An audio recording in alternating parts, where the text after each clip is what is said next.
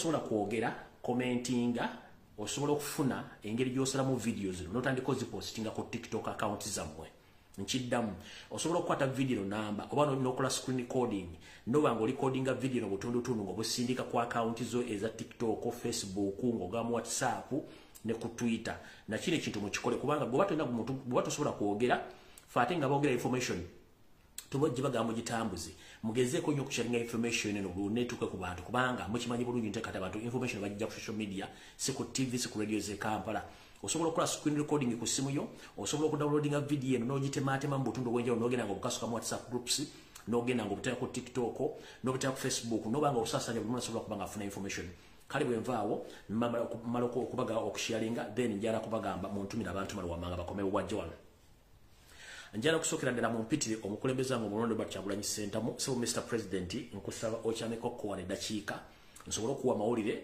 agatalinda ate neeyongereyo kale wona omukulembeze wooli oba omuntu yenna akuliraanye nsaba beere ku video eno tusobole okufuna information eno kubanga nawo wano amawulire ag'ebyokwerinda gy'oli nago ngayiseewo njala muntagingire Yoseri tibahabula tabasira mutano wakale kyensere tonzezide nsanga bisibira nyini kabuyonje tambula lukwata sini abereko wano amutabani we Daily Drinking General DDG muhoskanye rugaba njala obereko wano njala kubereko Jeno Kahanga Muhanga ko jya abereko njala kubereko Jeno Salimu Salina njagala obereko njala UPDF ebereko mwena mbereko njagala muntagingire wano njala muntagingire ani omulalawo njala muntagingire ani omulalawo njala muntagingire kale kale kyezi kayihula njagala abereko kuno ku video neba Jeno oba mwena bawumudde banamajenga mwawudde mu State House Entebbe njala mbere ku video eno tugitambule bulungi buli omu ajja kutegeera kikigenda maaso mu Uganda kale awo nsose kumalirizawo okusookera ddala njala tutwala okusaasira kwange eri mwannyinaffe komuledi munnaffe omulongo Nusufa Nakato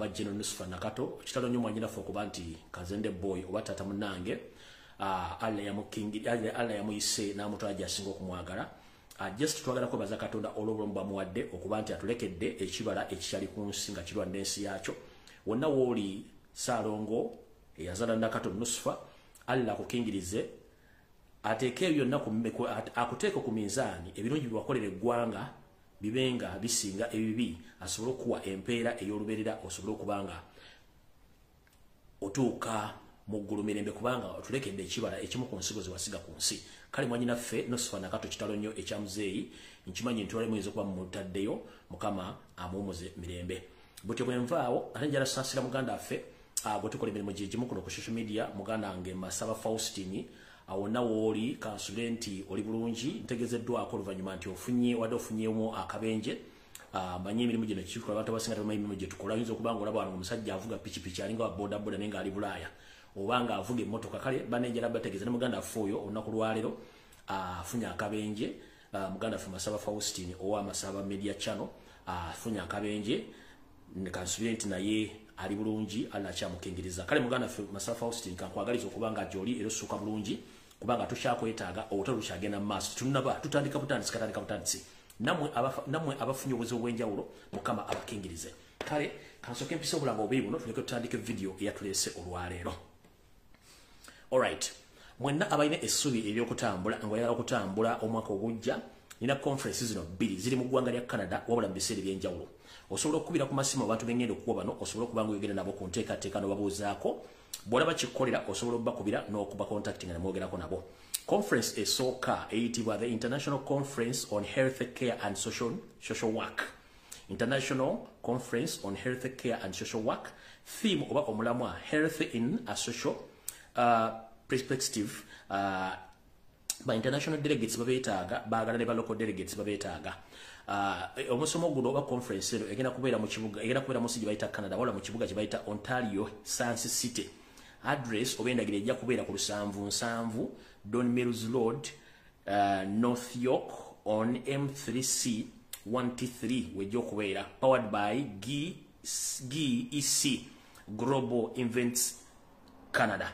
Oyagala okubuuza ku CEO wa conference eno ojja mufuna ku simu ku WhatsApp ye eyakasaala but that is +164 7702 2922 ojja kuba omufuna oba ku simu eri direct eri +1 43 72 88 98 62 ojja kubanga mufuna. Conference eno ejja kubanga etandika mu gw'omukaaga ng'ennaku z'omwezi 21 ekomekerezebwa ng'ennaku z'omwezi 22 omwaka 2024 mu mwezi ogw'olubereberye gwe tuyita January. Eno conference bwetyo bweriyo eyo yonjimaze njagala genda ate kalangako okubiri tugende mu maaso. Alright. Akalango kano nako era ka conference era nayo ejja kuba mu Canada. The International Conference on Ending Malnutrition 2024 ejja tandika nga January 19 ekomekerezebwa nga January 21 omwaka 2024. Omulamwa oba kye tuyita theme better nutrition for better lives. Registration n'ebisingo byonna ojja kubira CEO wa Extreme Music and Events Management omukyala Dorothy Kajumba ku simu +16479290340. Era conference ene jatandika 19 omwezi ogwa January ekomekerezebwa nga 21 omwezi gwe gumu omwaka 2024. A conference ene ejja kubeera mu kintu kye bayita Woodburn Banquet and Convention Center e Toronto, Canada. Nayo ya mwaka gujja naye ejja kubeera mwezi ogw'olubereberye era nayo yeno osobola okubanga okwata ku simu ezo nobanga osobola okuba ng'oyogera n'omukyalo oyo CEO ne tubanga tusobola okugenda maaso nga bulijjo. Alright. Tuvuddewo kansubire nti kati twagala tandika ensasage ya live ya leero. Ekikulu kya byonna kusharinga video eno tuleke tugende maaso na buli kimu bwe kitambula. Njira tandike tutya. Njala tandike bulungi nnyo video eno nga tewali muntu yenna ateteganya bulungi nnyo kyenjagala olwaleero. Ndowooza kasoke eddakiika 11 njagadde nsooke embeweemu akayimba kano kabwemu eddakiika ziringa 2 nga bwe tukuŋŋaana tuleke tugende maaso ng'abantu beetegeka. Njala mumpitira abantu bonna bempise tugende maaso. Akayimba kano kansooke kabatereko kankyukakyuka tuleke tugende maaso.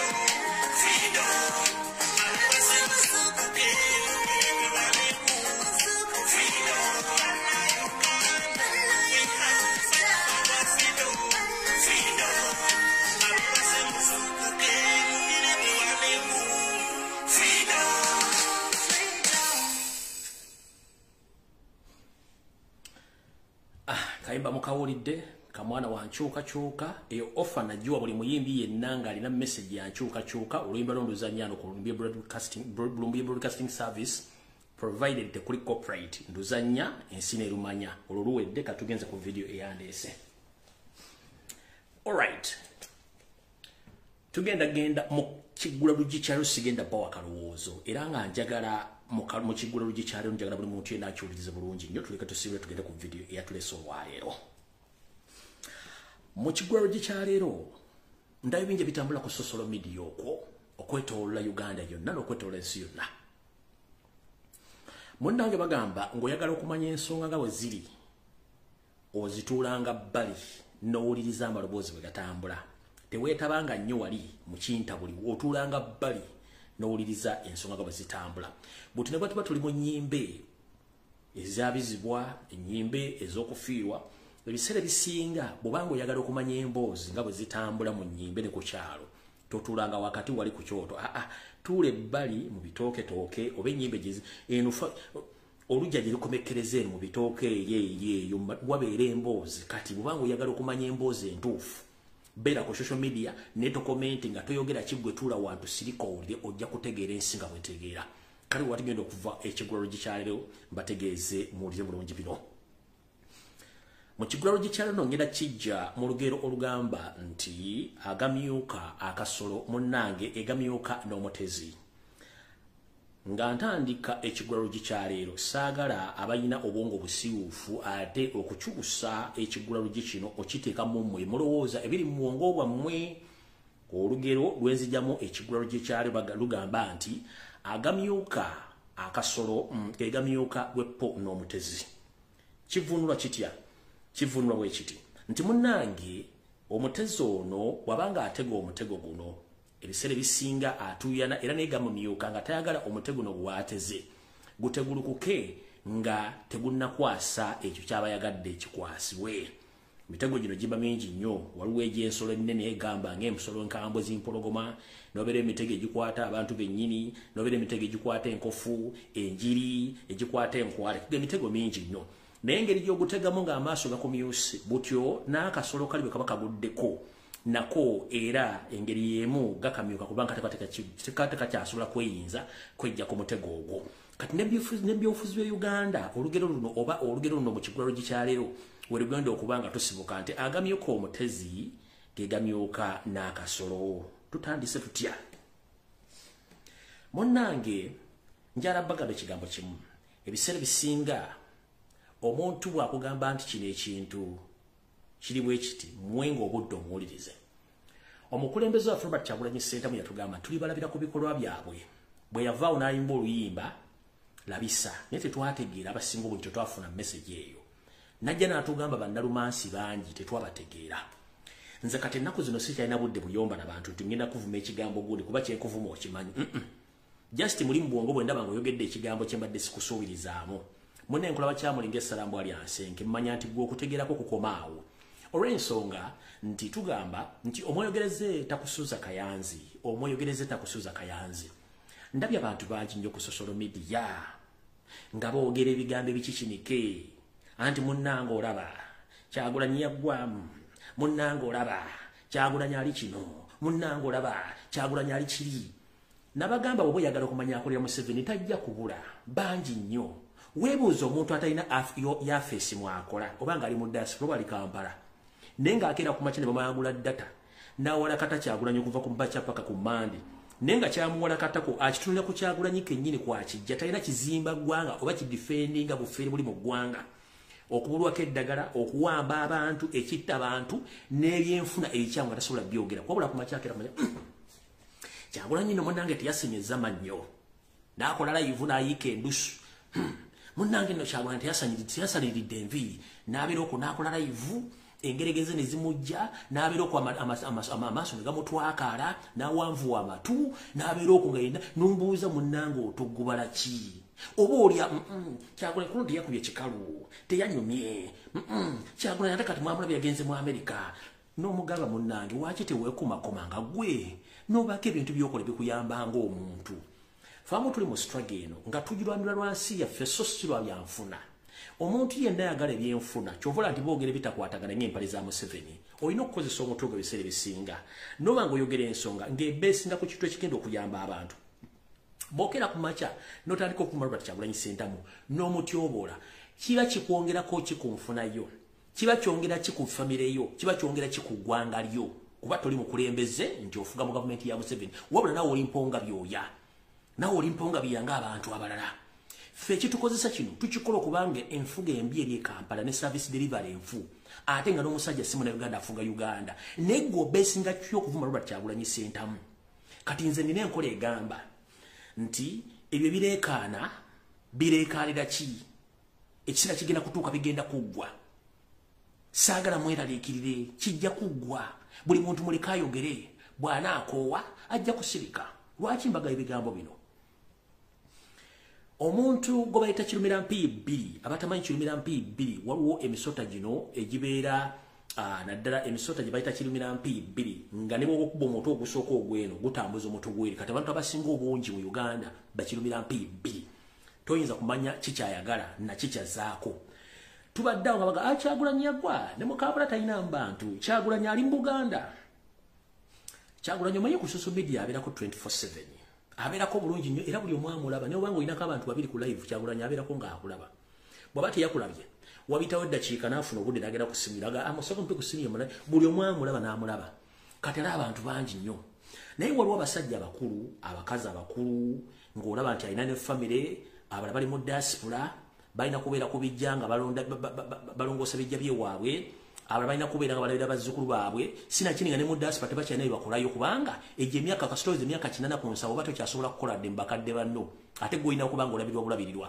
eri abala nga ba street boy tebalina mirimu tebasobola kukola ba smart wire naye nga ali mu diaspora ali mu kuleekana avuma Kyagulanyi so nga ate yandibadde yeegatta ku Kyagulanyi ne tujjako olundabiro oluli mu Uganda olwali Museveni ne tuba nga tusobola okudda ewaffe kubanga ettaka gyerina buli kimu kisooka n'emmere y'obwerere gyeri kubanga ne mu diaspora lwatukoze tusobola kulya kale abantu abo batunuulira nnyo babaddeawo nga boogera ebigambo bingi ne batune nga amubaleke kati bwe tudda ku bantu bannamawulire obubaka buno njala mumbeere Simon Muyanga Lutaaya akola ku bayesi bakola ku TV baka TV kali awo munnanga omwami oyo yasoma naye teyayiga yasoma naye teyayiga so mbwe bamuwa obudde yasoma bulungi qualification azina naye teyayiga ekyokubiri ng'omuntu alinamu akasajja yalowooza nti yandibaddeawo Kyagulanyi waali naye nga it is impossible tekisoboka kubanga eyo ability tegirina kati yalowooza nti yandibaddewo ekyokulala kasente kaafuna tekamala ku radio wali already yayingira dda mu house project badde omusuubira kwogera ki ekyo katukimaze yakola dda application esukka 30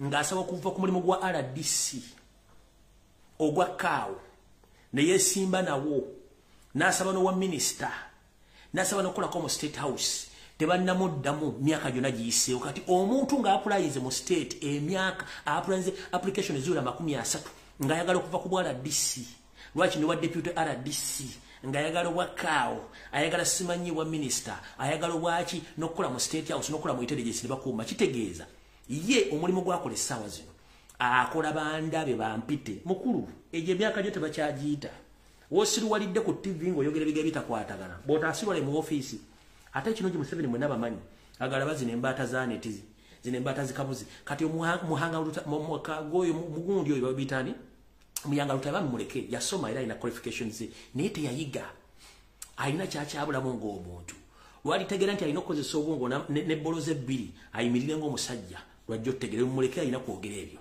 kati nalabye prime minister ffe bambi mukyala Nabbanja mukyala Nabbanja temuvuma mumuleke bambi office gy'alimu office nene emusinga obunene emusinga n'emyaka ate munnanga alina okwogera ebyofuna kyalina okulya kati Nabbanja muleke temuvuma kubanga bambi bw'ogamba nti Kyagulanyi yasombye abantu bajja e Kampala n'ogamba nti abantu enambi yasombye abantu bajja e Kampala abantu abo tebakola kalulu era tebalina kye balina kwongera ku struggle Nabbanja oyinza omubuuza mukama we muhoozi bw'aba agenda asumba abantu eyo n'abasasula ssente okujja kulaala ye kiina meaning ki temubavuma mubalage bulazi justi wako bagende nti kati ogambye nti Kyagulanyi abantu balina yasombi basombe era tebalina meaning mugamba ate mukama wa muhoozi ne Museveni babasomba abantu no bowa ssente kyo kiba kirina meaning kinnaku zino. Temuvuma Nabbanja mugabe bwe mama wayogedde ABCD naye mukama omuhoozi bw'aba asomba abantu kati wabadde atambula abadde akikola nga asinzira mu kooki era kimwongerako ki. Temuvuma Nabbanja babe muleke kubanga ayo office ye alina okukolamu ebyo. Temuvuma ye Nabbanja waffe yoyo gwe mumanyi musafiri tagenda kukyuka ne walituuka mugulu agenda kubuuza Katonda amugambe bulijjo gwe jjajja Godi kati jjajja Godi mpozi obadde ogamba ki wano wendi mpozi ye muggulu kati nonga nyinza obutasobola jjajja Godi osobola okunzizaayo okitegeera era ayinza okwesimba bwati nakubira ne Katonda salute ngalo zagikubira mukama we Yoseri tibahabulwa kati omuntu w'ekika ekyo bambi temuvuma yoyo Nabbanja waffe mumuleke just mugebe bugambi munnange mukama w'omuhoozi bw'aba asomba abantu bamwongerako ki mu bungi Kyagula itasomba abantu so temuvuma babina mumuleke bambirerere temuvuma Nabbanja mumuleke yoyo Nabbanja talikyuka mumuleke ayogere ebigambo bye kubanga okumanya nti Nabbanja comedian mulungi nnyo omuntu yenna bwanga oyagala mazima kamera ogitunazzaamu amaaso ate nga nebiyogera buli practical okitegeera kati abantu abo mubaleke bulungi nnyo olw'ensonga timuneeyooyo kati ngenze wano nga nfundikira ekigula luggi ekisookera ddala mu kigula luggi kyalo nti agamyuka omutezi gegamyuka n'akasolo ekivunulwa nti nammwe bannaffe abakola omulimu gwenkola temwetaaga kuleekana n'abantu bano ebigambo boogera bingi ffe tubakubisa bikolwa bazenga bagamba nti Kyagulanyi abantu yasombi basombe gwenga gwayogera yasombi basombe osobola okusomba famire ye wammwe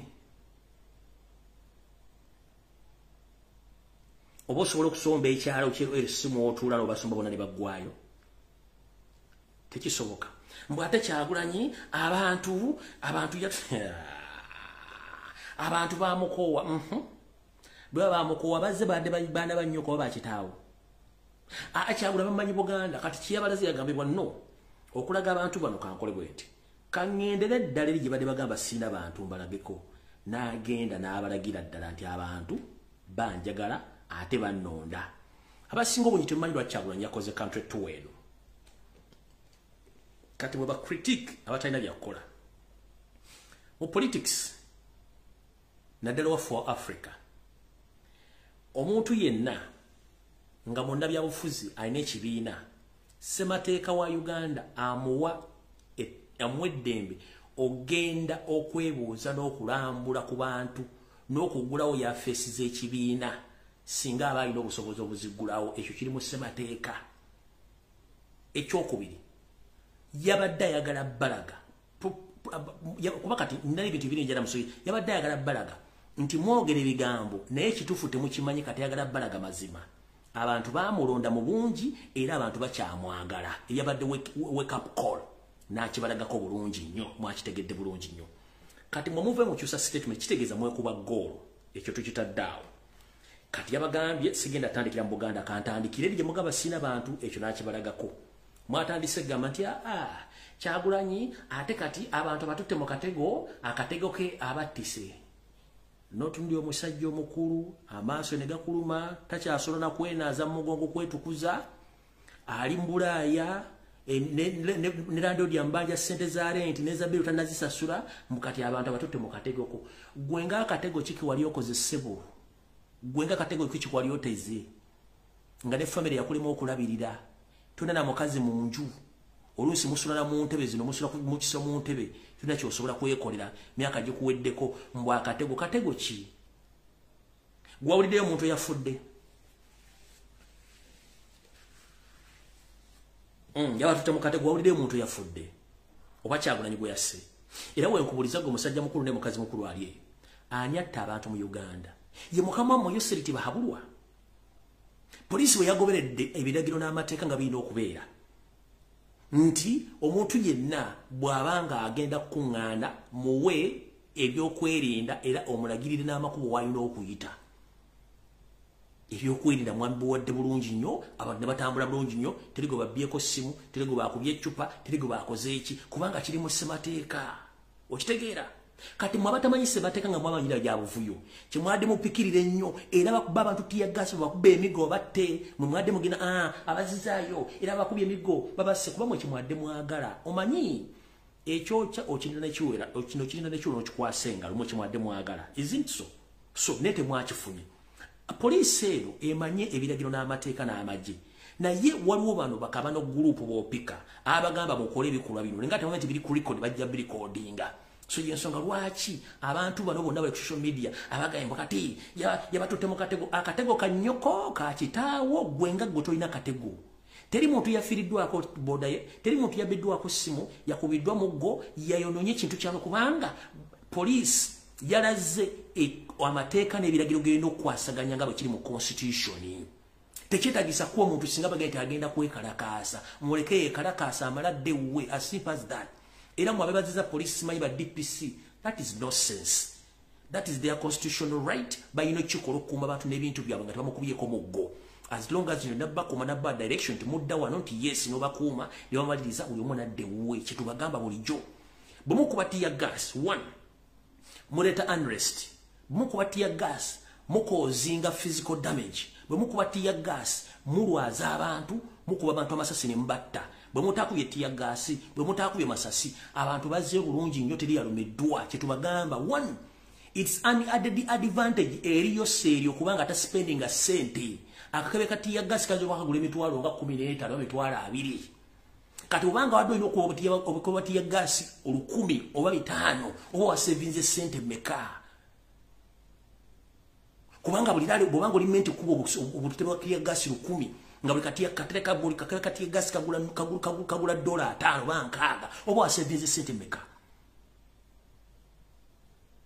ebintu bino mulina obutiri kutandika obbibala nti amaanyi tegali asinga embazi yewaata era kambe katunuke kawaata so nno mwena bali eyo mubaleke boogere era bajja kuwa kubanga Museveni kyabagamba okukola ba TV presenters ba radio presenters ba social media in-laws bonna mubabuuze ekigambo kimu munnange mukama wabwe Yoseri wabanga agenze n'akola laalizi kimwongerako ki muhozi bwaba atambula okwetoola eggwanga ye kimwongerako ki ekitayongera ku Kyagulanyi kyekyo kale autuvewo ekigulalo nkimaliriza bulungi kati njala tugende ku video end of airness kansokene security alert kansulenti president wange otuuse Robert Kyagulanyi Center njagala nsokene security alert tugende ku information airness kale kyezi kayihula ndozo otuuse security alert esooka njala tegeeza international community namu bana Uganda mwana be tweet eyafulumye ngeva mu kimu ekibiina ekyamawanga agali mu luse lwa Bulaya tweet gigafulumiza oluvannyuma lwa information eyokutta Robert Kyagulanyi Center mu okusaasana ku social media oluvannyuma abatamanya ngamba kyebali bategese okuba Robert Kyagulanyi Center amasasi mu bitundu by'amaserengeta g'eggwanga ne baswalamu era ne bakivaako naye tekinnaggwa kubanga abasajja bano balina enteekateeka namutaayika mu bitundu bibagenda okuba nti president yeyongerayo ogenda okukola laale omukulembeze wange njagadde nkutegeeze kubanga bantegeezeza nkutegeeza ebigambo bino nti bw'obanga weetegekera okugenda bitundu by'amamboka n'ebitundu bya east bangambye bati angambye good morning comrade thanks for the good work you are doing but please alert our president to resort back to his bulletproof attires, mostly when he is coming in Mbale. There is a dirty move planned by Mbale Industrial Division Mayor known as Masaba Mohamud Bichupuri. Why Bichupuri? Bichupuri ndoze Bichupuri. Nangamba nkutegeeze nti bano batudde mu kafuo ak'enjawulo n'abyokwerinda nga bagala kutuusizaako bulabe mu bitundu eby'Embale ngera meeting eno abamu babadde ku lukomo kwabaddeko omukulu Kahanga Muhanga yono wano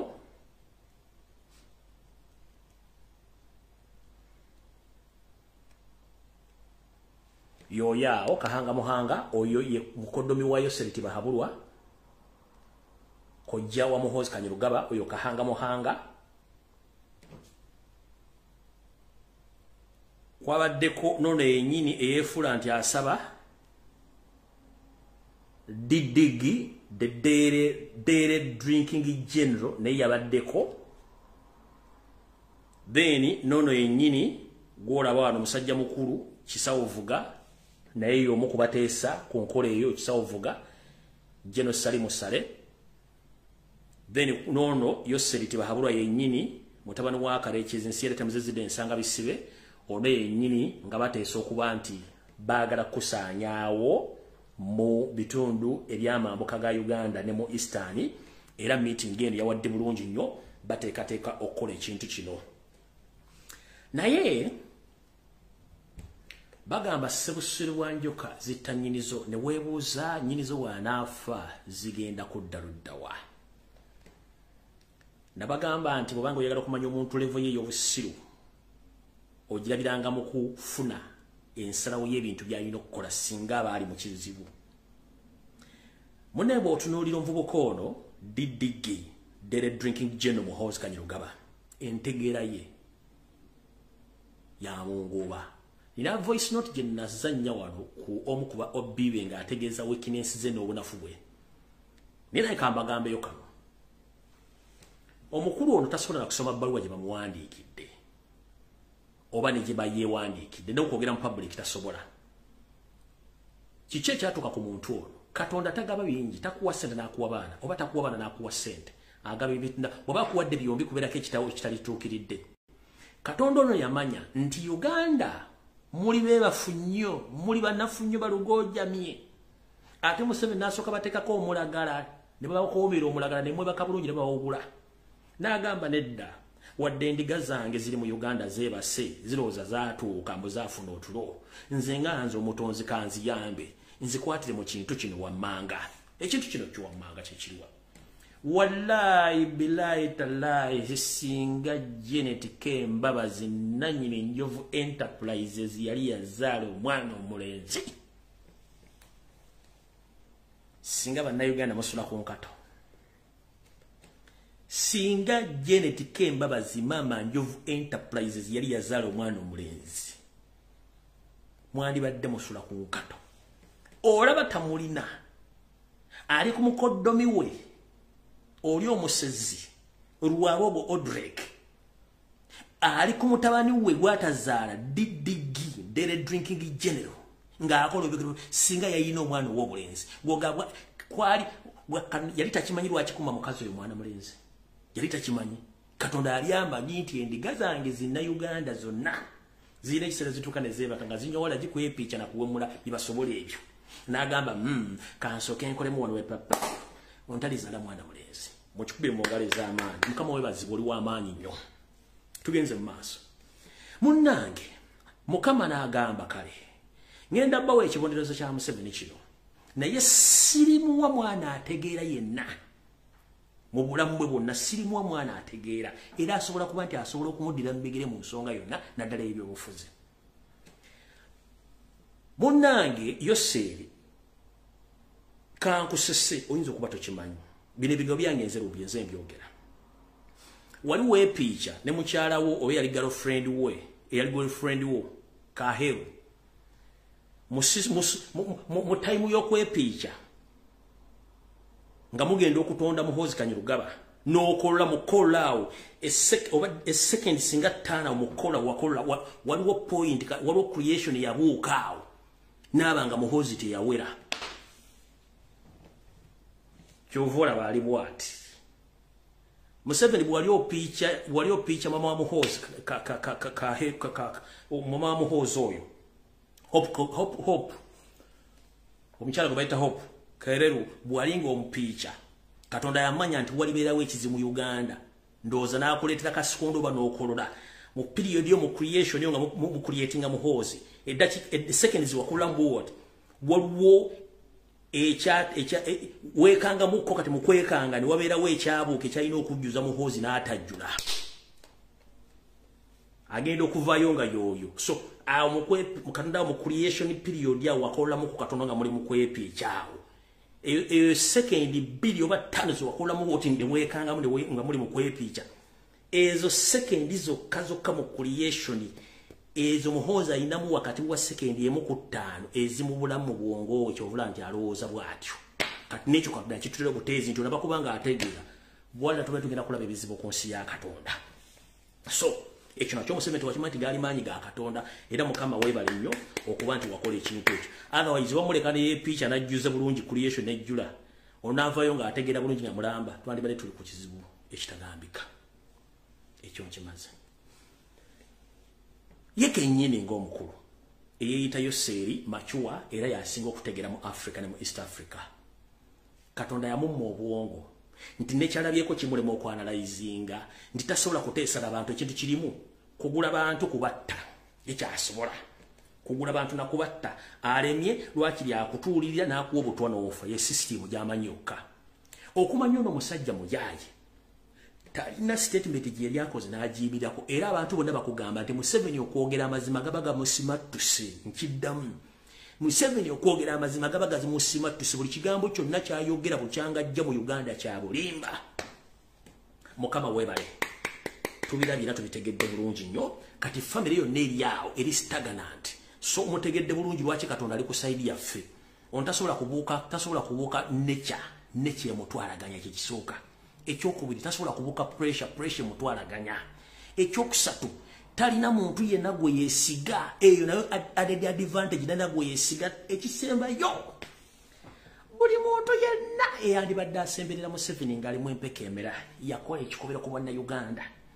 Bw'aba teyabba yatta, bw'aba teyatta yafera, bw'aba teyafera alina ekikolero ekiro kyeyakola.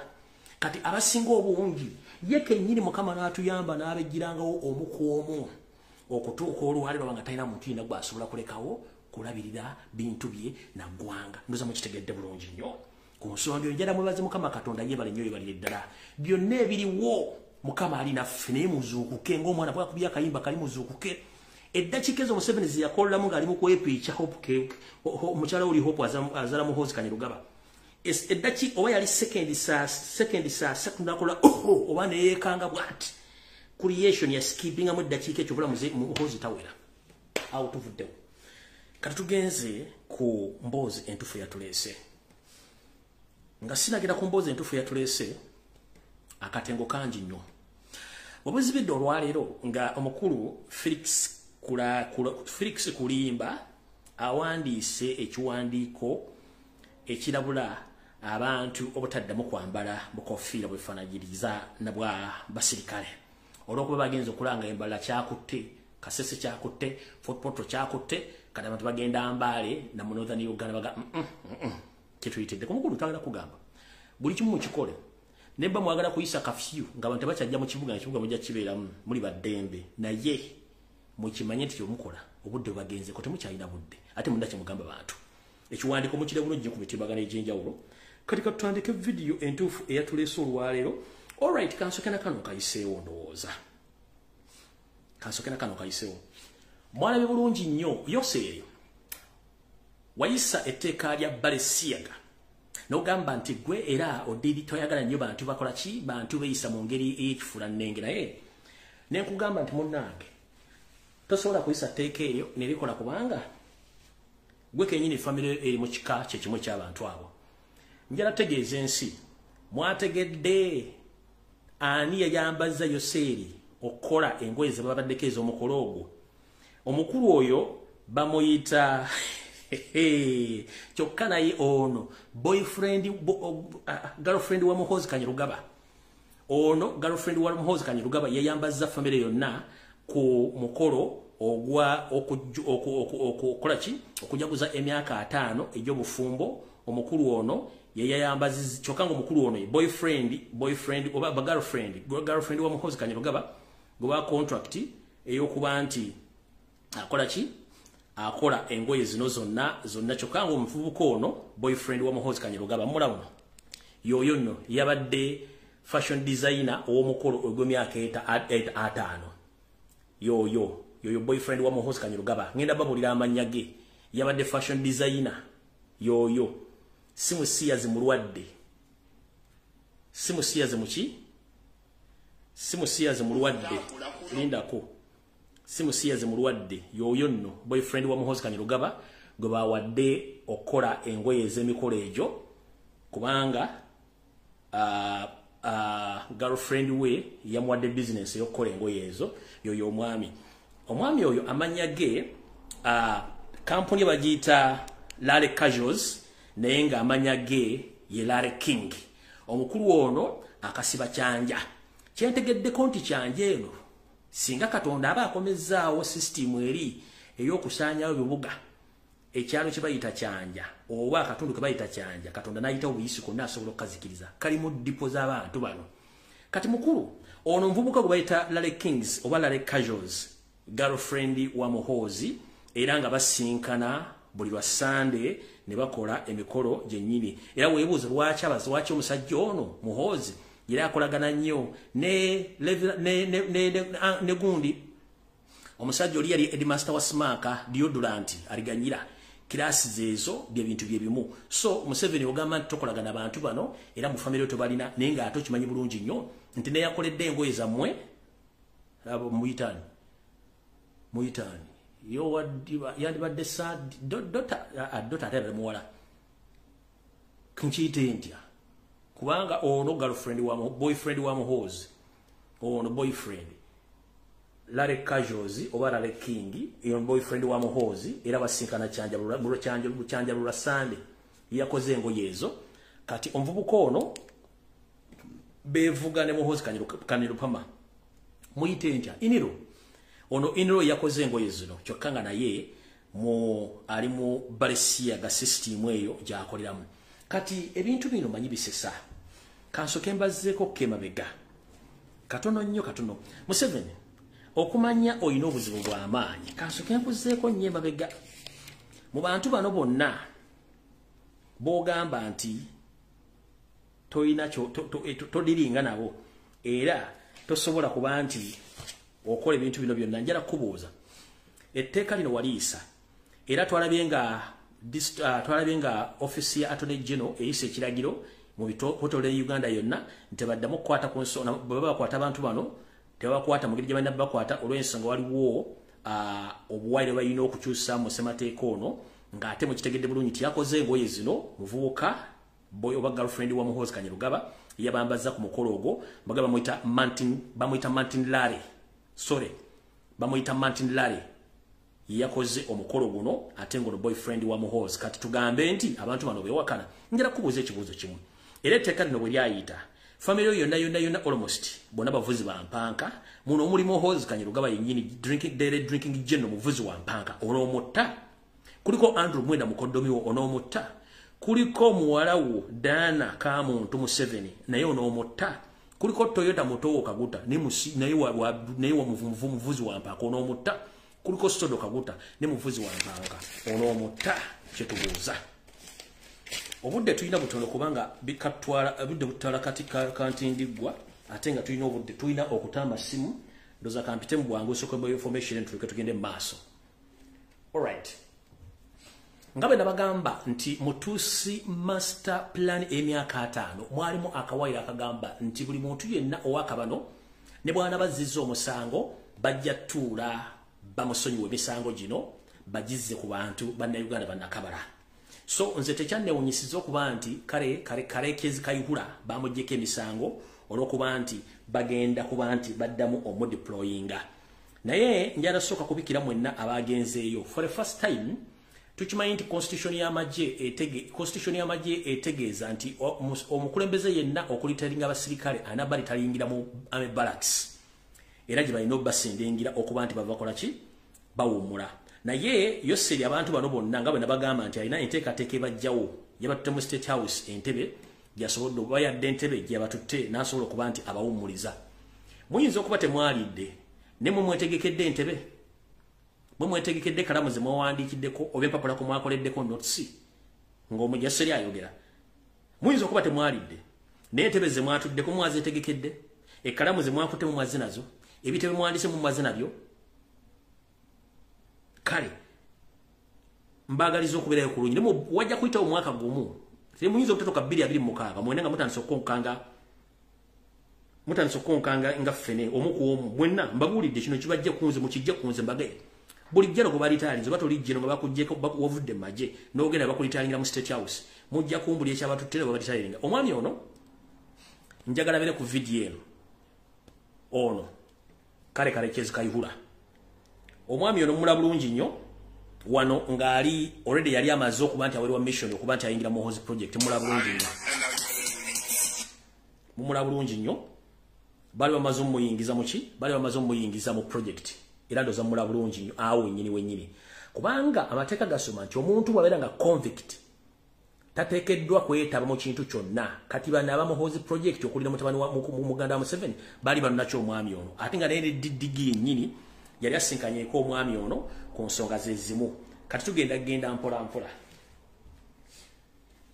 Yoseri oyagala mwabadde ne plan which ewedde mwalina meeting mu State House Entebbe gye mwasinkana Kale Kayihura nawe kenyini wali mu ne family yonna nga mwagala kuddamu ku planning butwe mugenda okukola nenga kweno muina amanya ge mwamentioninzeeko kuba ndi gali gayina okulidinga kweno nga mwemuli mwadde mugisha muntu ne mugisha muntu nga temwagala musika mu kifaananyi kyali mweri mu civilian ero yakyabali byokusika okuzza mu system ya mwada bakolera kubanga mwayagala muteeka eri yasigale nga omuntu atali mu ya government nga mwali oyabaddemu era mwamproposinzeeko naye nga temusobola mujja mu image eri ng'atateekenze overpower. It is impossible.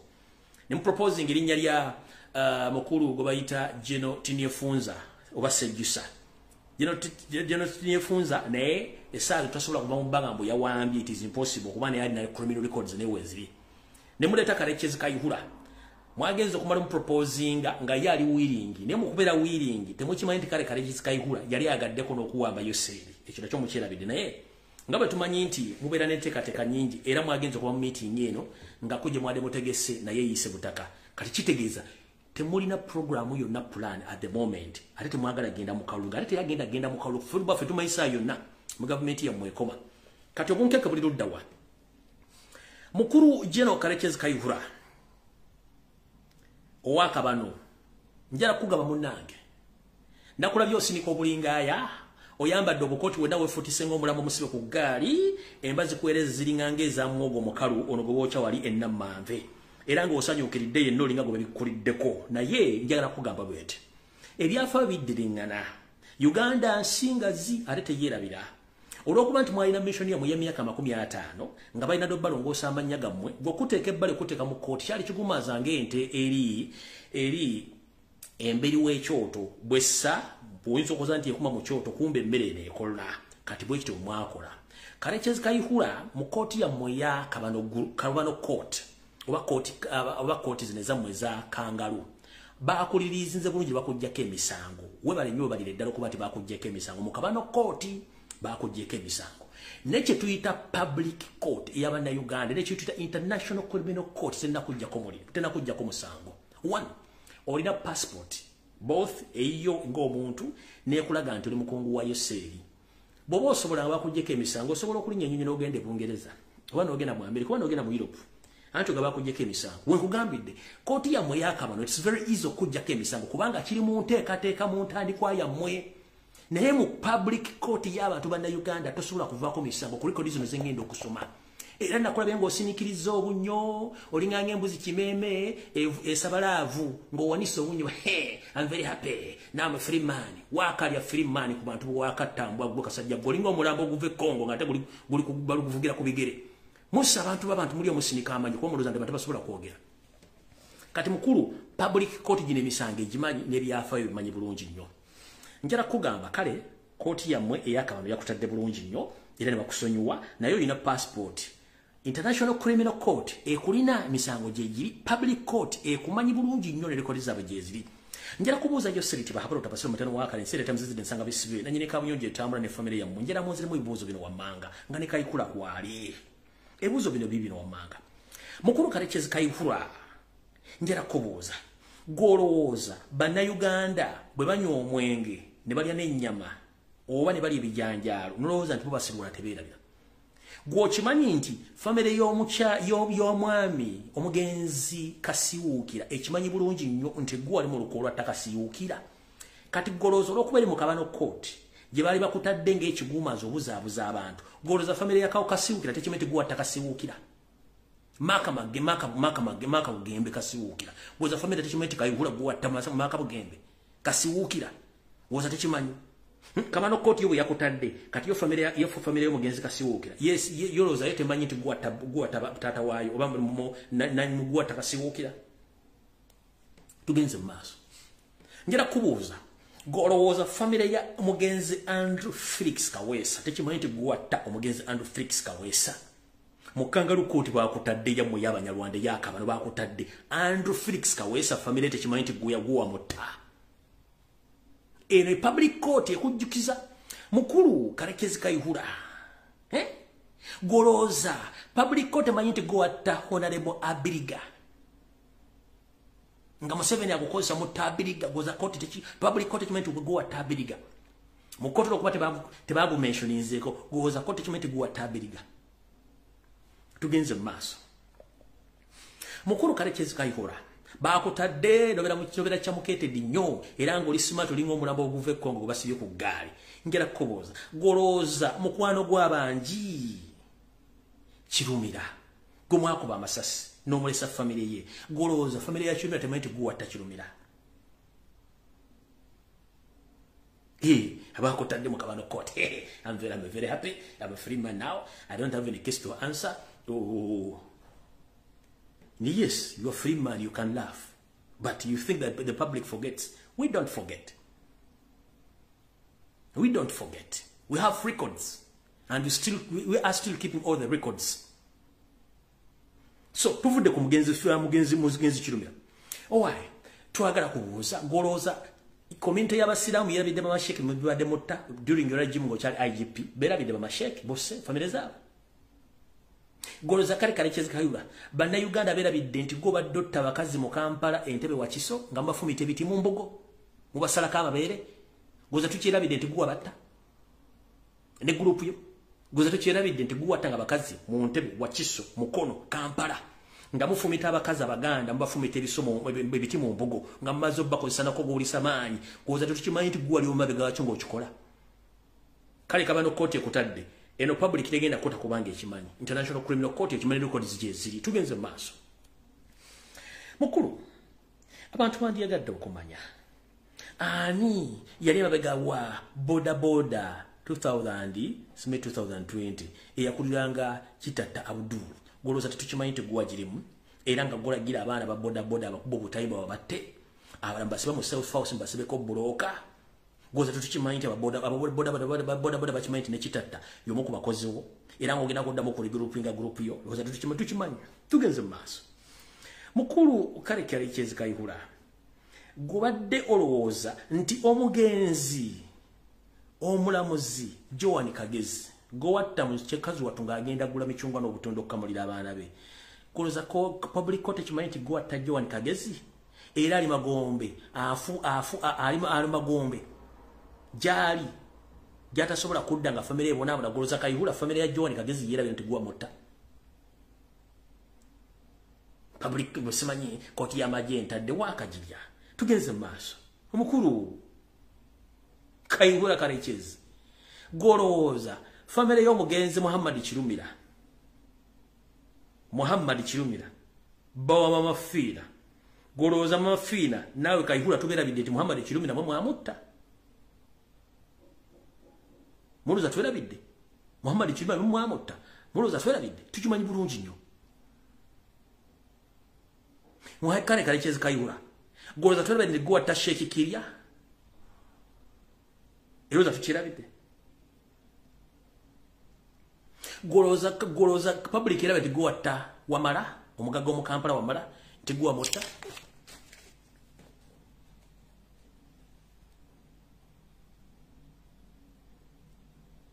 koti ya moyaka balo yakutadde nga bwe kyali mu nkola ya moye myaka 50 kati mukuru wafunye passport yo tukusaba ogendeko mu America ofune visa ogendeko mu America ogendeko mu Europe oba ogendeko mu season ezi yawo kumpi kwata passport yo gende anti bano bakutadde yo free to go goboloza nti ensi nyangu ensi bamanya ate ekyabanoonya tukimanyi bulungi nnyo nti bano bonna abagenda n'obatta mu misango gyonna egyakuvunaanwa njagala obuulireyo omuntu omu eyajjanga witness mu court n'akulumiriza nti kale Karekezi wakola ekintu kino njagala ompweyo omujulizi omwe yajja mu kooti ng'emisango gye giwulirizibwa era gyawulirizibwa ddi bajulizi ki abaaleetebwa bali luddawa baakuvunana ku misango ki era bajulizi ki abaleeta mu kooti nga bakulumiriza njagala ombuulireyo omusango mujulizi ki kuwoza tebaliiyo lwaki tebabaleeta tuvuddewo tukimanyi bulungi nnyo endu zino zonna gurupu zengenda okusoma baali bakozi bo era nakati webali abalolede okuddamu okukujja okulumba buto muno mwe muli Sobbi tukimanyi nti mukozi wo era naye waali Paddy Sserunjogi Sobbi waali baali bamuvunyaanyeeko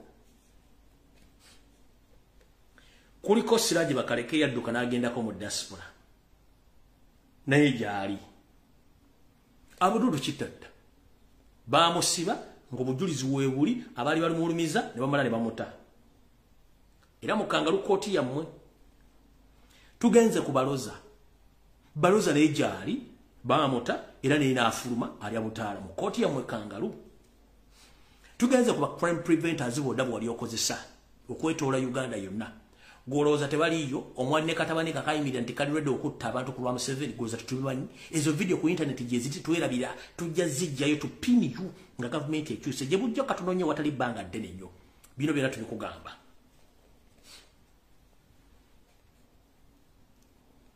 Kibooko squad eyakubanga abantu mu Kampala Entebbe mukono wa Kiso gwolowooza twerabidde nti abantu bonna abo baali bakozi bo ng'obakozesa okuba abantu okubatta When I'm a free man, I can walk. I don't have any case. Yes, in Kabano courts, you are free because it was written in the 50th master plan to clean all those family members who committed the crime. It was written there officially. That's what Museveni did.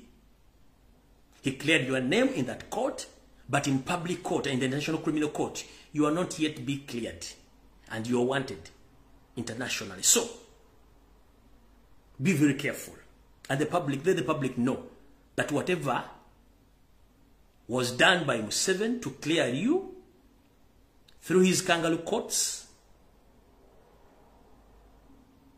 it is on record that all the things were planned to clear all the names of family members in the 50th master plan.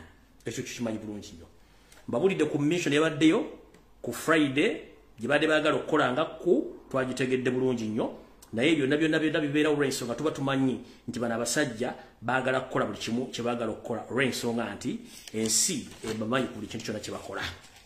Tugenze mu maaso.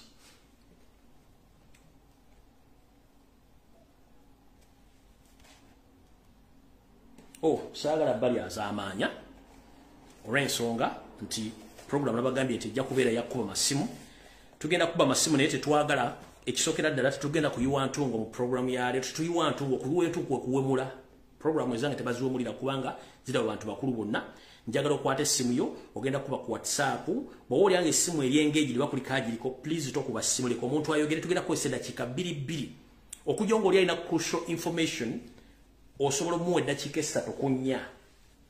Bw'oba ng'oli alina crucial information somuwa eddakiika 3 ku 4 naye omuntu atalina crucial information eddakiika 2 tugenda teesa tulina eddakiika 5 strictly okuba essimu twogere ensonga nga bwe ziri. Towemula saagala muntu yenna wemula tetuyiwa ntungo oba kusaasanya ntungo ku programu ya leero. Nenge kigenda mu maaso mu Uganda buli omu akyetegereze era gwe bajja kuba akimanyi. Kati amasimu njagala gata mbutongole tugende mu maaso olw'okuba nadde mbasuubiza nti olwalwako amasimu mbadde nosooka okuyisaawo information yonna nga bweri. Okujja nga sinagenda ono y'omu ku basiru abali mu byobufuzi babadde balowooza nti tubamanyi. Omukulu ono mukulu kambazanyire ka video kano muwemu eddakiika 2 zokka mutegeeze ensonga zino. Yono mwami ono kambategereze yono mwami ono. Wait a minute.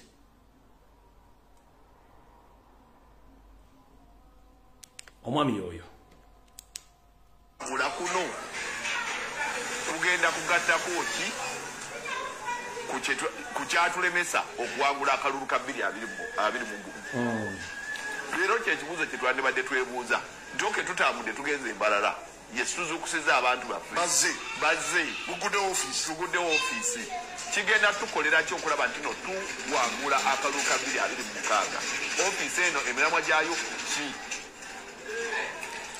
mukulu Ssebo omukulu bamweta Ssebamala omukulu oyo ye yajja second year vice president mu ntebe omukulu oyo tukimanyi nti Museveni yamuteekawo ng'ayagala okwejjako sekandi era n'akalu yabbakabbe mukulu Ssebamala oyina ebizibu bingi bye concentratingako one bw'ogamba nti mwagudde office bamwekuŋŋaanya abantu toli part of national platform wa the people power obulumi obujja luddawa in the first place mukulu Ssebamala obulumi obujja luddawa toli part of national platform toli part of people power where do you get paid? You are paid to be a fool because you are a fool and a typical thief. You are paid to be a fool and you are a typical thief because you know how you play your games because you are paid by Museveni. And we know how. We know how you defeated the former president, the former vice president, Edward II Kiwanuka. Museveni all along wanted to part away with the second Kiwanuka. That's why they planted you there and they did all things which public can't even understand to become a member of parliament of that area. So go slow. First and foremost, you have a lot of problems as a person. Oli musajja MOP omufere ow'ebbaluwa. Oli musajja MOP omufere w'ebbaluwa. Gwo omu ku baatunda ekibiina kya Democratic Party era ssente wazifuna bulungi nnyo kyo nkimanyi. Ssebamala w'oli musajja mufere. One. Engeri gye wajja mu kifo ekyo Museveni yayagala dde okwejjako sekandi. Ne bakuleeta okusimbawo, ne bakuteekamu ssente, ne babukubira n'obululu, Museveni yajjako sekandi n'amugjawo. Wabeera mu Democratic Party ng'oliyo ng'enseekeezi. Okitegeera? N'ofuna support emu 40% wagijja ku Kyagulanyi singa teyali Kyagulanyi ndibadde toyitawo. Kati essaawa zino oyiikirwa by'otandiikiddwa. Bw'ogamba nti kale office baazigudde what purpose? Zaade na kigendererwa ki? Mulina Democratic Party. Lwaki tofa ku Democratic Party than okufa ku National Platform of Palmer Chogan Kyagulanyi Center? Fa kubikwata ku one. Olina amabanja okuva kwero C1, kwero C2, kwero C3 ne ku international level. Nga bakubanja ne church recent tuba ko postinga church kerezia mu kitundu gyozalo aliyo kubanja sedezazo wayo gifeze ne kuteka ko pressure sede nozisasula nga father yaje nakola video nga akubanja sente kati wabira kerezia ngoli musajja mu katulicho nano musoina ne support cha Ssebamala wewe muzeko musajja goli mufere.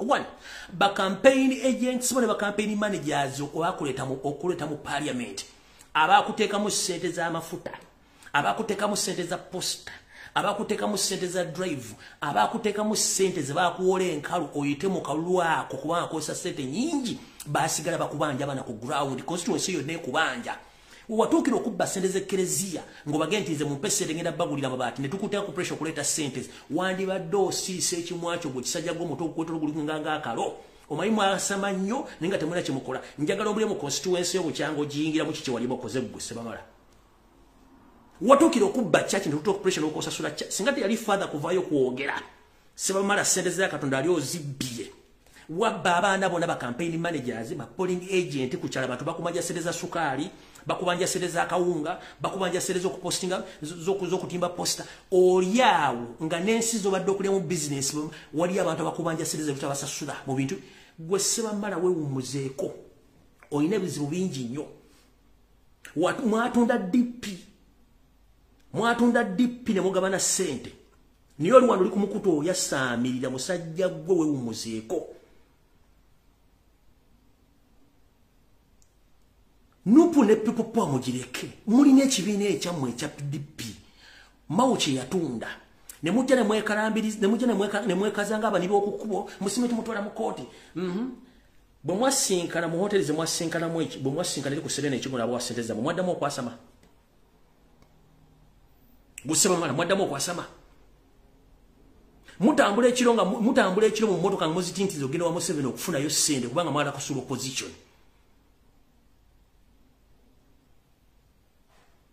Nemwefuna temutegera ku nnyo kutegera kutono.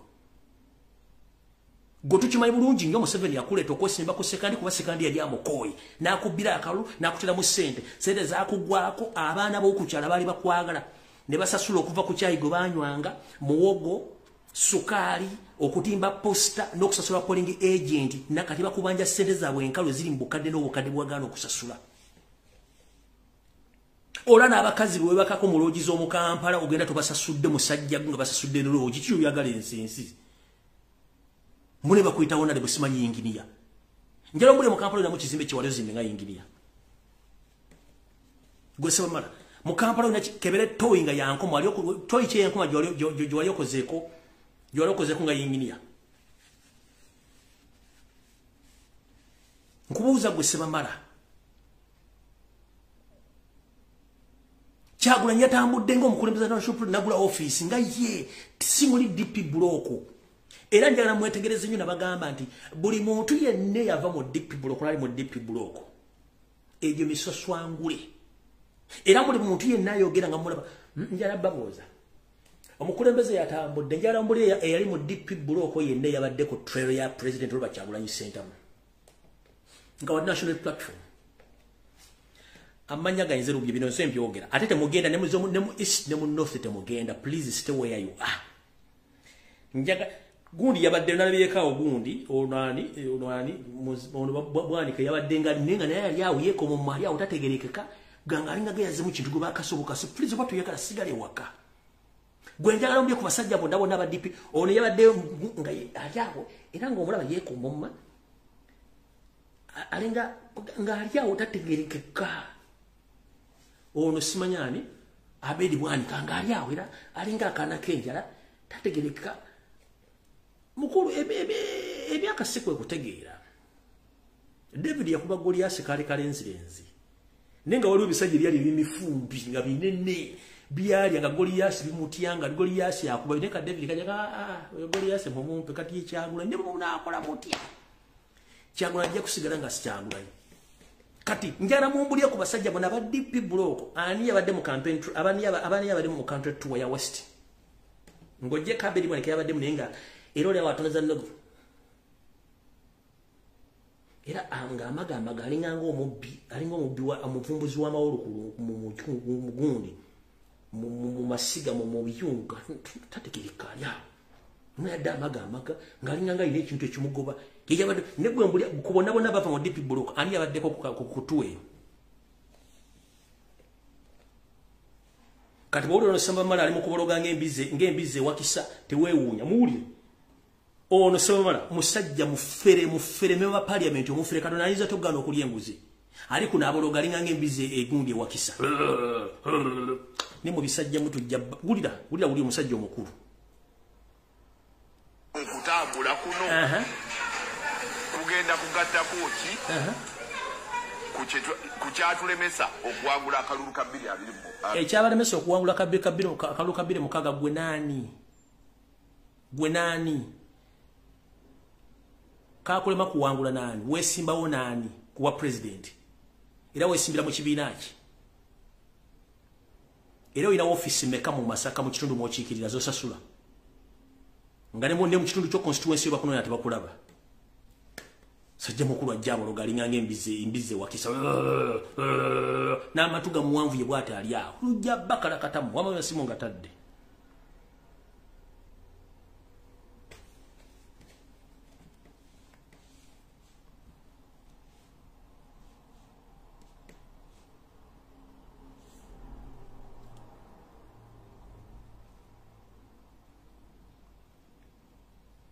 Hello. Kale njaba nawe je baleko. Twaba osomeseza okujja kongoli talina matu. Enjaba. Yaba ina matu bajja kuwulira. Kakati nze kirowoozo kyange mbadde nsindikira gundi abo oyo DDG oyo ne banne kagurupu ke. Nga ngamba enguudo ziri bbiri ezigenda eziyita mu Mbarara ezidde Rwanda. Ate era tulina airport emu ne airport obutono.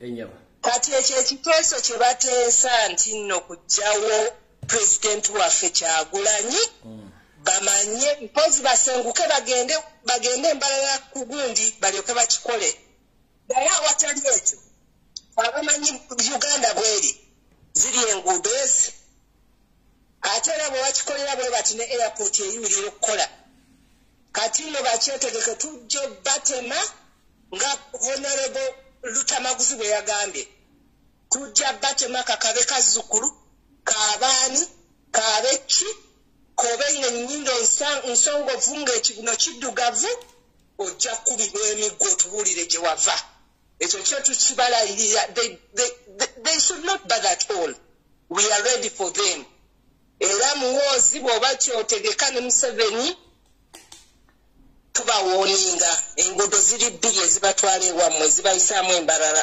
tuzimanyi ekyo kiwedde era tubalabudde tebageza kati bwenzira ku kyamu kyaba Nabbanja otugambye tetumuvuma tetuyinza muvuma naye munanga alekerawo twewunzizaako temuvuma Musafiri bambe muleke Musafiri naye atunulanga ekiraamo ekiraamo kya kimaama ekiraamo atunulanga ekiraamo kya kapere oba ekya Museveni oba atunula ayinza okutunula mukama konkumi naye bwotyo hano kikyawe bale tuweereza kale nyamu nayo bali kubeerako kikyanze kuno kulabula ndabula abantu babiri enyamu ndabula omwami Kayihula tetwerabidde byonna by'otukoze byonna mbijja ate nziyo bitono naye ku lunaku luli tica tugenda kukwata Kayihula tumusire wali ku City Square feke nyini tumwekolereko be yatuukaako obulabe watuttira abantu baffe mbizigwe Kayihula tolowooza mbu twakwerabira tukumanyi bwe weeyagala etambula bakuwana kale yita mu kibuga otambule anti oyina misango olw'okuba akabano kakuggyeko emisango naye tukumanyi watuttira abantu baffe kisajja ggwe era tukulinze anytime just budde ekirala ndabula omwami Museveni bw'oba olaba ng'oluddewo okuvaako ng'olaba oyagala oyanguwe kwata ku pulezidenti w'eggwanga gwe mukwateko bw'oti wallayo ojja kudda ewammwe ng'oli wa bitundutundu abo benjadde njagala okulabula n'ekirala nebazanye bafuutusoja bambi abatambula ne pulezidenti ne bannamawulire mwebale nnyo mwebalire ddala mungu abatukuumire kale sebo oba nnyabo halo Lumbuye kyebale sebo kale mama nawe kyebaleko nkubidde wano Boston amanya njaga esigalizo kakati ze kyembadde nteesa bw'abanga bwatyo Museveni asazeemu ng'ayagala kutta Bobi Wine nze mbadde nteesa mutandika babloga bonna batandika okukampeininga si okuteekamu abantu omutima singa Museveni akera ku makya natta omuntu waffe Bobi Wine abaana bonna babeere nga olwedde bateekeddwamu gaasi olukikola bwepa babeere nga bamanyi ekyokukola weeraba webale kuweereza bye making sure nti okubye essimu ng'olina network hello balamusizaako nnyo naffe tukulamusiza nnyabo mwebale kuweereza kale nnyabo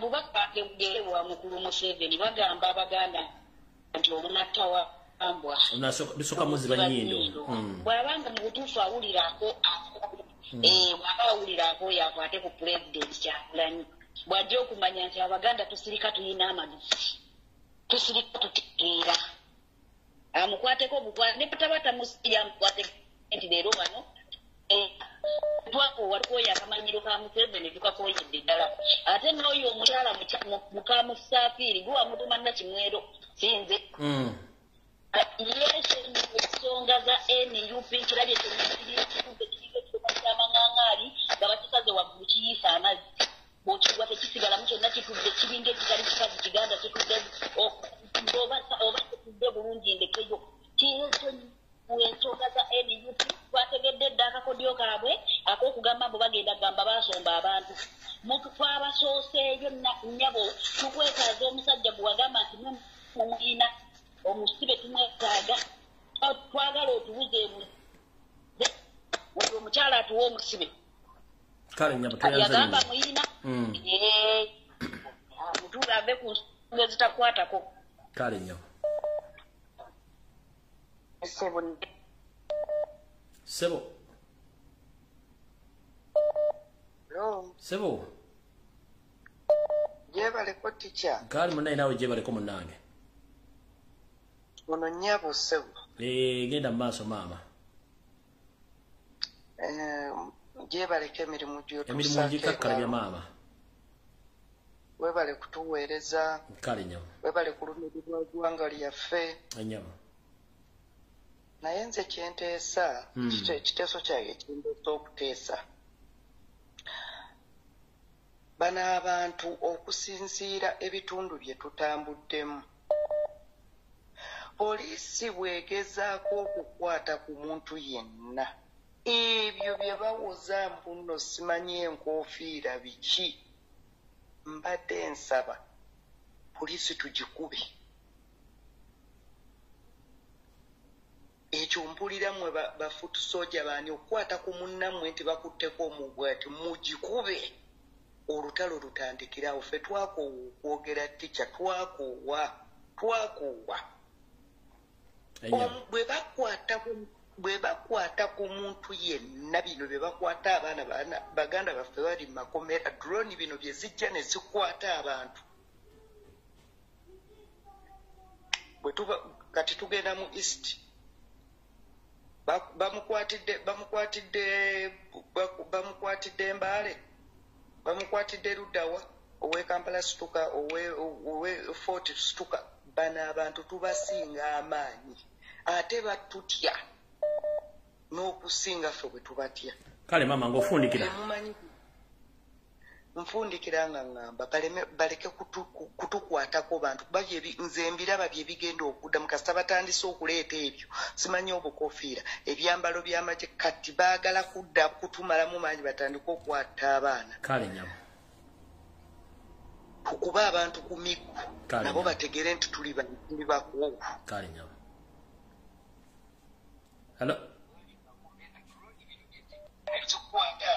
halo Sebo. Sebo.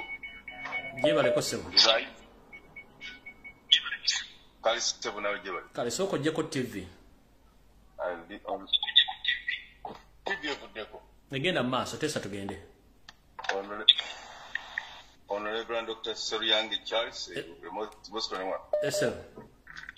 Webale sebo okusomesa bulungi. Kale sebo nawe bale kubeera. Waliwo ekintu kyempulidde nga oteesa nga ogamba muhozi mutabani wa Museveni naye ate emabegako eri yonna tuzze tukitegeera bulungi mutabani wa Salimu Sale era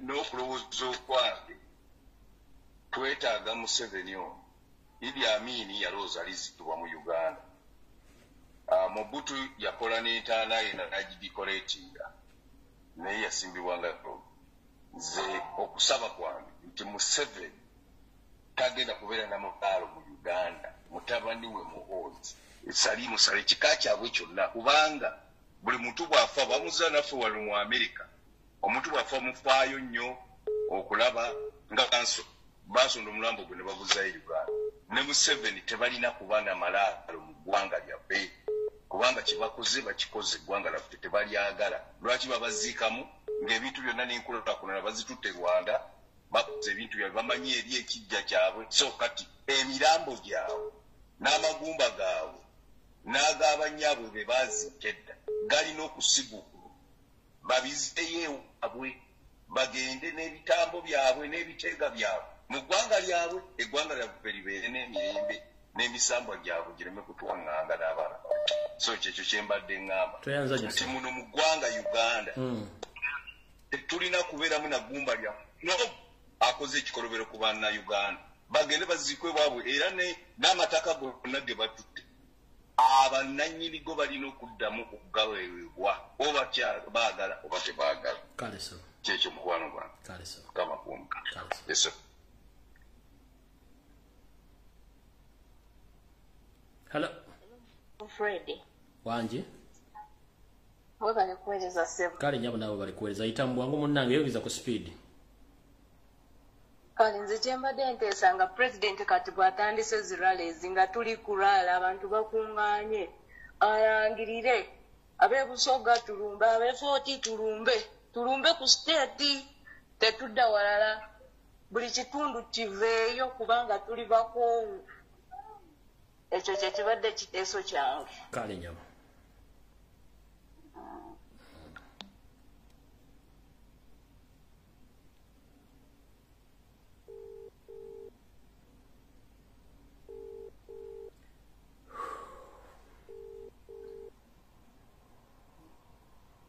Sebo. Mukulu ticha webale kuweereza sebo. Kale sebo nawe gye baleko. Owaye traffic abadda annemeseza naye nga tukwebaliza ddala emirimu gy'okola okuweereza eggwanga n'okwewaayo okubeera nga weesalako ebirala. Sebo.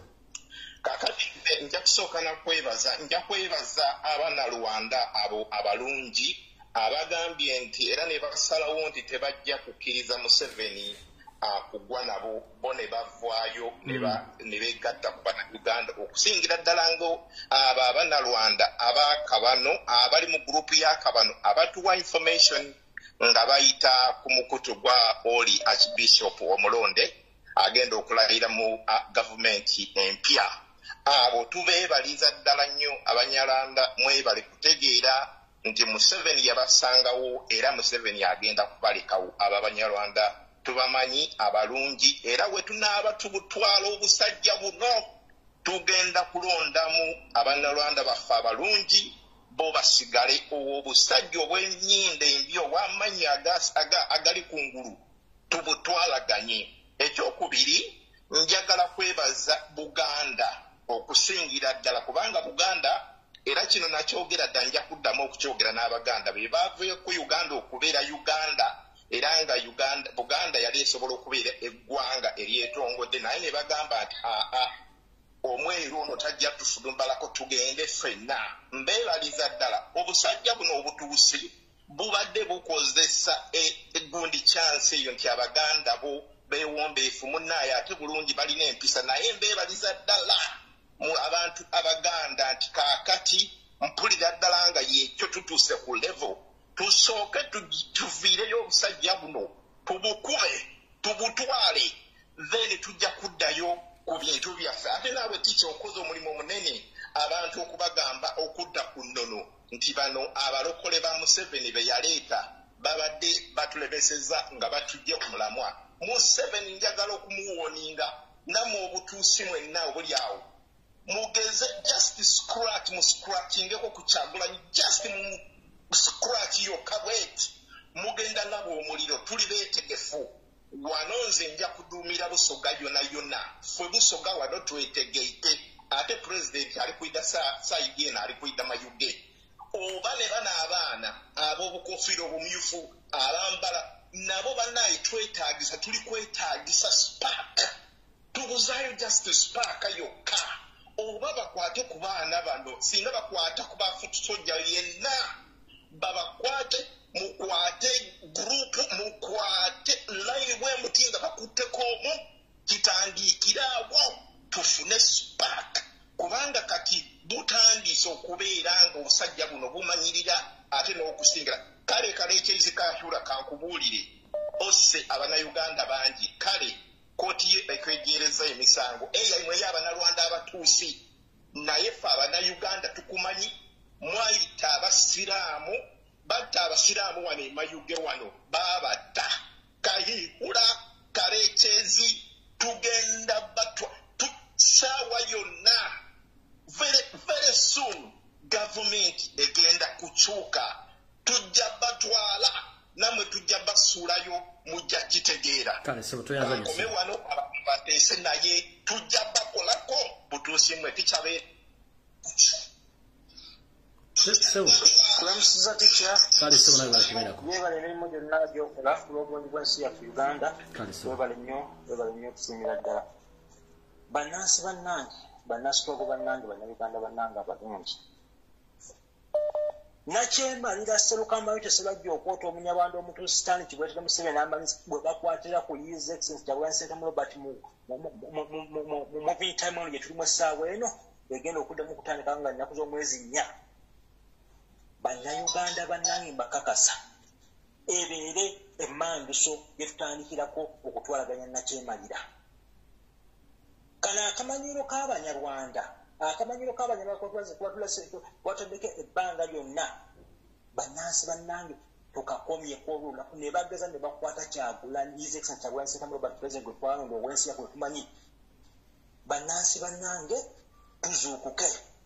tuzuukuke tetukkiriza kantu konna nebakabakasukwaji bakateeka ku His Excellency Kyagulanyi Ssentamu Robert tuzuukukirewo bannayuganda bannange abasajja nakyemalira nabo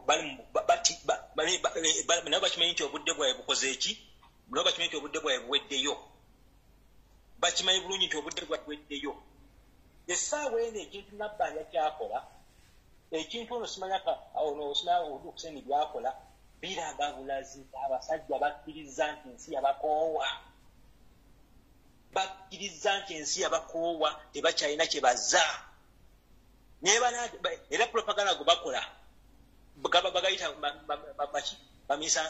bamisansaano tebalina kye bazza abasajja tubatuusiza bannansi banne tetuddirira wabula nja kusaba security group ya president waffe omukulu edi mutwe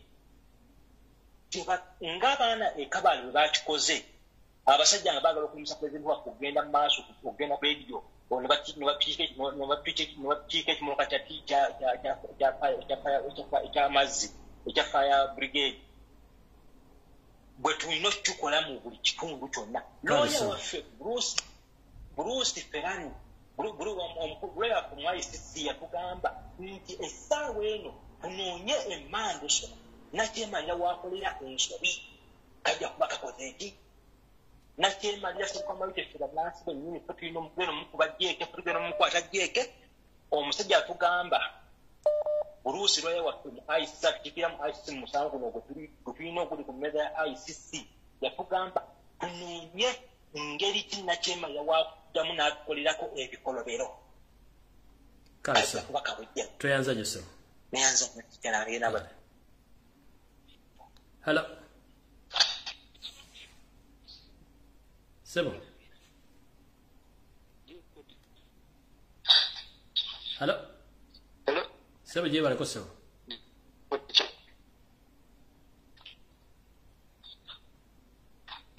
sebo gwoli kotesa tugende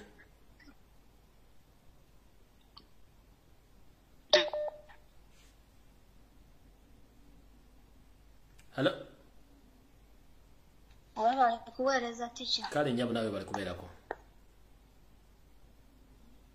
kati teacher nze nkubiriza bannayuganda country tour president gyaliko kuve mu ebyo ebyokuwoza Museveni byaliko nti agenda tayagala okutta president tuve mu byokuwoza mbu amukwateko ageza amukwateko tetuwa sitaani mwaganya country tour president gyaliko eyo yokka ebamala okubasindikamu message gyali mu kubagamba mmwe abawoza abagamba nti pulezidenti ate ayimirire mu gundi gy'abalimu agambe bw'ati bwe yabadde embaale yabadde kabaale yabagambye watya nga mukikoze bwe muti ne mukikola mbalala ne mukikola ettoolo ne mukikola buli wamu omulundi gumu omuntu ategeera eyo message yokka yabadde mumala tonze nkoowola bannaluweero nga 8 luweero nakaseke 8 omwezi gwe tulimu pulezidenti agenda kubeera waffe twandibadde awo wokka watumala okuba nti president agenda kuba tabadde ebitundu ebisinga byonna watyanga aweeruweero wekisibuse kuba ebitundu ebirala bijja kuba bitegedde ne bafuwa bufuwi bwiso oba zivuvuzeera baba bamanyi ekyokukola kale nyabo toyanza netusituka netwejjako mu kale nyabo hello yes teacher webale kuweereza kale nyabo nawe bale kuweerako nze nsenkubye okusinziira ne Sweden enyabo nze kanjogere mu lulimi lwange abajankole nimbaasa kubeebaza mwena abanyambara abanyabushenyi abakasese abakunjiri mwena abanyankole mutugalize mwesuubi n'okutwongera okugumya abantu n'okakasa abantu ab'ebitundu ebindi okuhamya ngu tuturi n'ababa abisi b'abantu mwebale mwebalire munonga ekintu ekindi kwenda kubagambira abanyankole bataahi banje nimureebawo abanyankole bo biine akabonero kaabo amino gabo gari nk'ag'enfukuzi bantu mwareeba omuntu weena aine amino g'enfukuzi ababa bokuseka abo goona garabiremu bantu mwe mumanye ngu nibaba abantu ab'okubonabonesa abanyayuganda bantu mwe esaaha yahika twahika okumuganda kugira ngu turyagengedde emandi so okuba tabasize kugira ngu nito twakitandika nyonde nyenda ngu bagire ngu bata emandi so erugokwe tuobe ekyokureeberaho kirungi omunsi y'abanyayuganda amahanga gandi bamanye ngu yes tuyina obushaashi bwingi konka okubabasize okugira ngu tubabasize kukora akamasa ako ak'omuteja kategeeraho embeba katuhamye ngu abandi ab'ebitweka ebindi omukuru wiitu omukulembeze wiitu his excellence bobi wine hakuza kuraba nibaza kukatandika konka nk'okumukumanya akantu akiituka kunga kasigare karikutambura omundu omwe oba abanyankore nimuncenga hatumanya abaganda twabareka mukisigaza kakunga kumurahurire ngu kyayabakira mbare oba aruwa mutandikiraho International Criminal Court erinzira akantu aka kamwe konka nibenda naked proof ey'omuzungu eyakweta naked proof akanyarwanda bakatwihe mu bantu mwe nituza kugarurirwa obugabe bwitu noreeba n'abakuru batandikire kugaba itaka ry'omugabe mazima bantu mwe abanyankore kanzo mu Ruganda mbase kukanisa nk'okuri kugira ngu obuganda mu teacher Lumbuye njagala kutwara omukisa guno okubaako kyentegeeza bannayuganda namwe n'abatuuliriza bannange temulowooza nti ku social media kuno tewalimu ababaka bano beka bano is within bali ku mukutu bawuliriza bannange njagala bwe tuba twogera emandiso zaffe tumanyi kunga kye yakora yesaawa omukulu Nyanzi alina okutulagira munda mulinga ffe tetumanyi ffe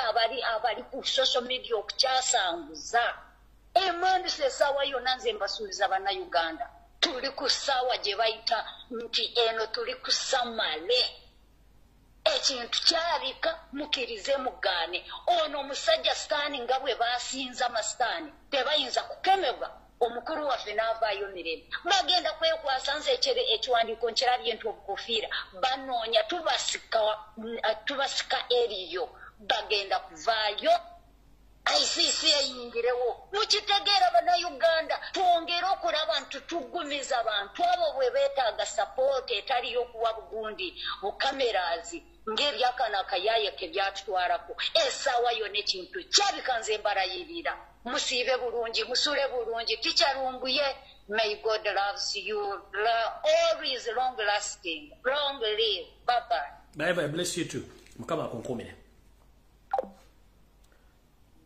All right. Hello. Hello. Sebo. Teacher Lumbuye. Je baliko sebo. Nze ndi musajja muteso ngenda kuyisa my information is through using my local language. Of course use Ruteso. Use Ruteso. Thank Thank you so much. And so I'm so glad to go through. Around at a certain palisa, Yontoro no Suloti. Katunga, around it as okay. That Barra said, what happened in Katakwi? Opportunity isili kale na Musebe no yarata kositunga. Akotonga yesikirite so. Obala Musebe nebeta makine bayara bobo wine. Katunga anyo utukere. Let us finish Museveni with all its bonds. Ahora mite sokere no soroti Katakwi araje nije beraya tasoto. Police, anyo pu. This is the time to raise up and to see that we can rescue our countries getting finished by looting the Rwandese. We are tired. See our education. Cause it's a more right.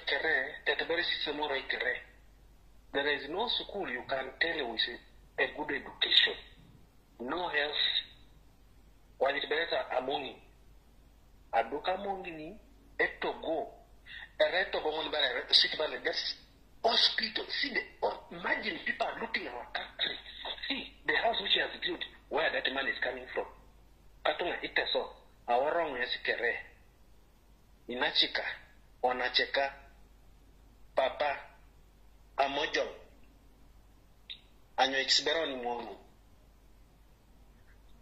To see that Bob Wine it can be our president today, not tomorrow. We are calling all the Teso people to raise up. Everyone, because we are tired. If we keep on sleeping, see our land, see our people, they were being beaten and people have been killed because we don't have the kind of smartphones in Teso. But what is happening in Teso is only God knows. Our wrong it is okay. Katunga and you too. This is time to rescue our country. Thank you. Okay, brother. Thank you. All right. Esimo nze fundikidde olw'ensonga ati obudde bwe nnatayimize buweddeko. Nga nfundikira video ya leero. Buno bakanjala buweereza Yoseri tibahabula tabasira mutano wa Kalekyezi nsi yaleeta muzizide nsanga bisibe. Ne group yo abalina identity y'amanya agabera ku ngulu bwe gati nga siniikiriza agalinga ago bomese. Mukulu baba kuwana okodduka aleto yita opangisa. Ebiseera bisinga wango goba musajja munno lekanga mwezi n'akuzza. Musajja munno bw'akusinga ekigere togiyita njovu. Mwe mulina ekizibu kimu moga mulina ssente mulina amagye. You can control each and everything, but that is a mistake. That is cow mentality. Stop thinking that you are the one having power in Uganda or no. People are just quiet, but they are watching each and everything. Whatever plan you have against Robert Kyagulanyi Ssentamu, please be very careful. Any slight mistake you make, it can cause catastrophe among your families. Any slight mistake or any plot of assassination, of assassinating Robert Kyagulanyi Ssentamu and his team, it can cause a catastrophe within your families. As we speak right now, you might think that you can kill and control the population by using of tear gas and bullets, arresting, kidnapping, and torture. It can't work out. I'm telling you, this is the fact. It can't work out. The international community is watching. The entire nation is watching. And everyone knows the only person who can kill Robert Kyagulanyi Ssentamu is Museveni and his Kabano group. So there is no way how you are going to escape that case. So think twice before you make a mistake. You are old enough to do the right thing, the rightful things. If you think that killing is the solution, we are in the modern day society. The world is watching. You have families. Which families right now? They are situated in diaspora, where the same Ugandans who are seeking to go back home where they stay or they are residing right now. You think if you assassinate Robert Kyagulanyi Ssentamu, your families will survive where they are right now? The moment you plan or you kill Robert Kyagulanyi Ssentamu, there will be a crossfire within the forces. You think that UPDF or SFC, both forces, they love you? No. No.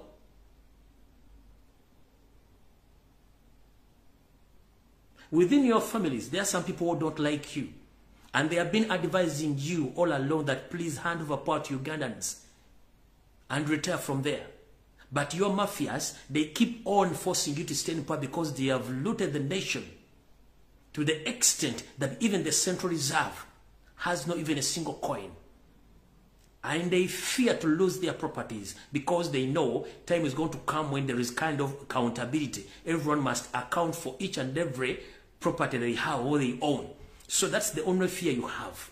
But committing a suicide or committing a suicide of killing Robert Kyagulanyi Ssentamu, it might cause a catastrophe in Uganda. You think that you have forces, that is SFC, CGU military, CGU UPDF. But the moment those people, they will get to know the information that Robert Kyagulanyi Ssentamu is killed, you will see or you will witness the crossfire. You know what? You know the meaning of crossfire. The fighting within the forces. The fighting within forces. And I'm here to tell you that these so-called SFC and some Kabano groups who are just being recruited into forces, they haven't yet experienced any war, including your own DDG, the drinking general. Your relatives and friends, they haven't faced any kind of war. They just went for training and they came back. Others are busy sitting there in their offices.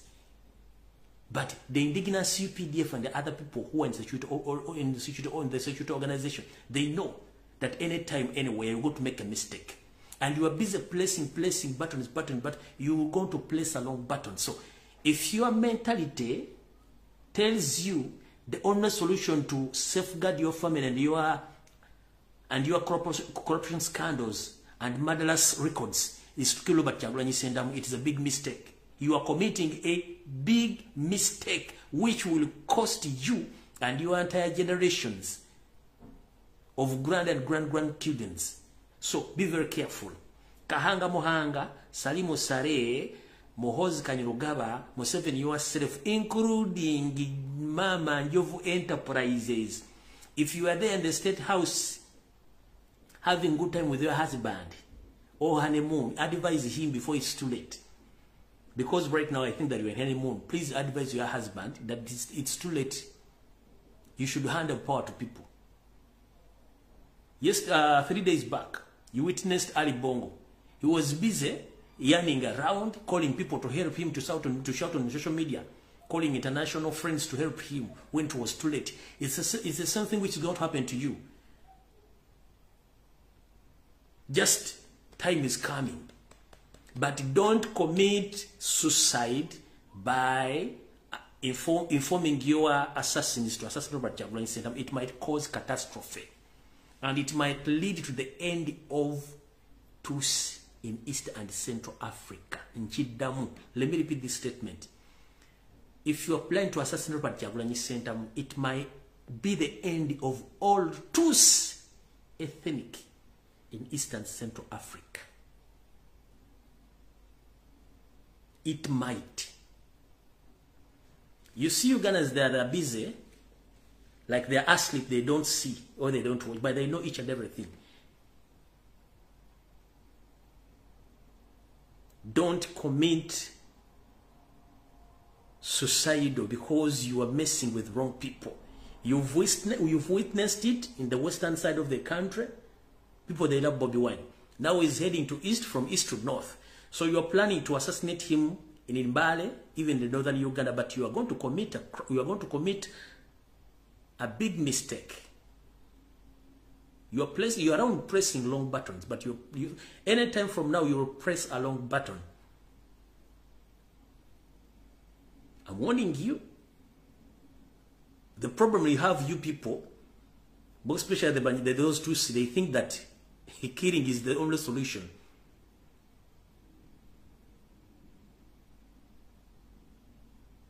You were like a fool because you have been doing all atrocities But people, they have been keeping quiet. And those people who have records, they are there busy keeping quiet. They are just keeping their low profile down. They are watching each and everything. But at one time when you're out of that power, you witness that, all these people, they have been there waiting for me, to pin me. I'm telling you, there are so many people who knows history and they have history about you or your criminal or your records of assassinating, kidnaps and torture. They are there busy watching. They are just keeping low profile as if they are not there. But they have records and they are watching. So don't make a huge mistake which will be regretted, you and your entire Tutsi dynasty you're planning. Don't.